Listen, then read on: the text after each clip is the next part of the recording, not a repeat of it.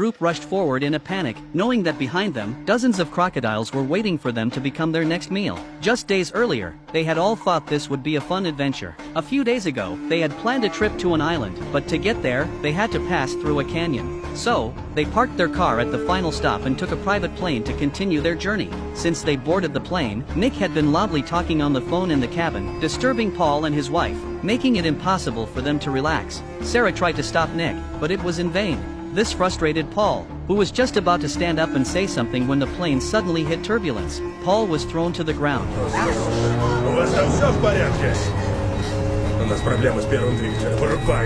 After a while, everyone woke up. They found the plane had crashed into a river, with the water rising up to their waists. Shocked and terrified, they were still relieved the plane had landed in the river, otherwise, they would have been dead. Now, their only option was to swim to the shore and figure out what to do next. Because of the crash, everyone had varying degrees of injuries, especially Lisa, whose arm was bleeding profusely. Tasha had no choice but to use Nick's belt to help stop the bleeding. Meanwhile, John was counting heads and realized the pilot hadn't made it to shore. He urgently shouted toward the plane, but there was no response. Just when everyone assumed the pilot was lost, Allie heard a noise coming from nearby. She walked over alone and found a pile of crocodile eggs on the ground. To their starving group, it felt like an oasis in the desert. Allie quickly grabbed a few and stuffed them into her backpack. At the same time, the others sitting by the shore noticed someone standing in the middle of the river. Could it be the missing pilot? The movie is called The Bayou.